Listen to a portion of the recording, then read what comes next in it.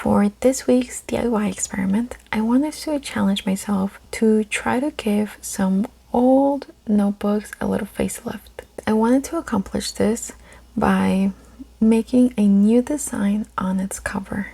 So I started out by making my own little stencil of a heart shape so that they would be nice and even all over, and I didn't have to worry about making them look the same because I could always just flip around that same heart and keep on drawing it to give it a little bit of variety if I wanted to.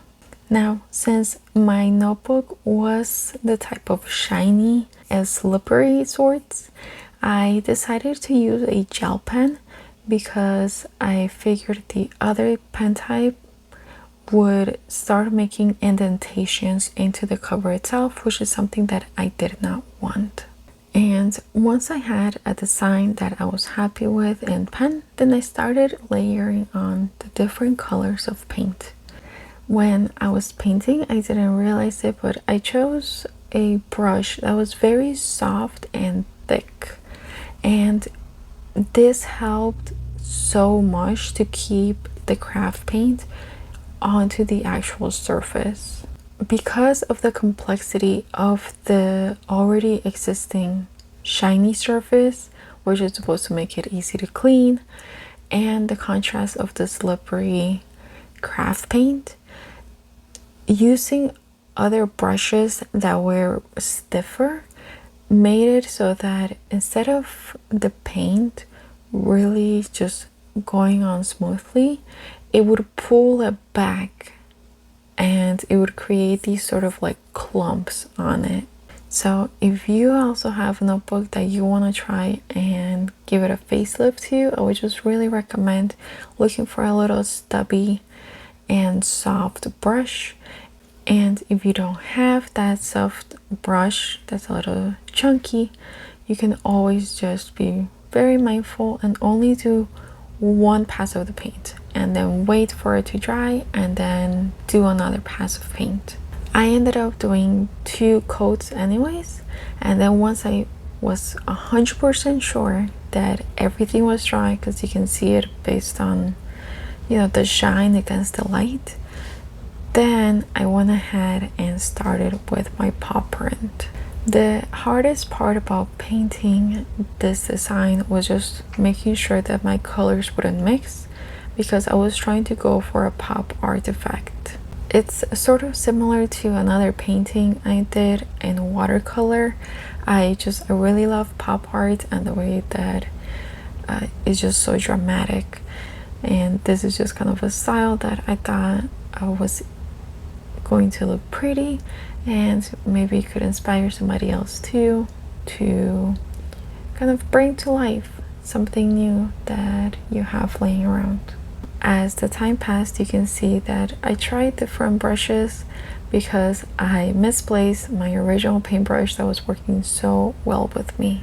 Once I had everything, all of the base colors where I wanted them to be, then I started to add this thick black outline. Again, just the dramatic effect is something that I personally really love.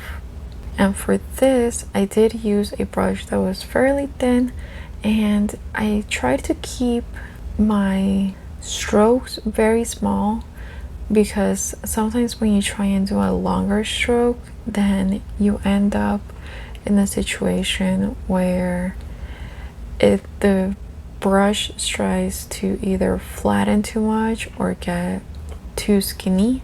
So by doing the smaller bits, they connect to each other, and that's one of the great things about acrylics, that it is very forgiving in that sense. Now, before I decided on the black outline, I had these little tools that are to make the dots, and I really wanted to incorporate it into this notebook. I just didn't know how. So at first I did try to do them all around the different heart shapes, but I didn't like the way they looked. Oh, then what I ended up realizing was that because the cover was so smooth, I could use my fingernails, or you can use the tip of a nail filer, which is also something I ended up doing, to kind of trim down any of the edgings that you don't want. Once I had that sorted out, I started adding some yellow into my painting. The yellow just really brought it to life. So I did some random yellow dots on a couple of hearts, and then I did these little like swoosh movements with my tool to give it a little bit of like, hey, I'm shining, I'm cute sort of feel. And then because I made the outline for the paw print extra thick in comparison to the rest, then I was able to place some dots in the paw print itself to make it stand out even more. And once I was done, I tried grabbing my biggest brush to do just a single swoop into kind of making the paint stick.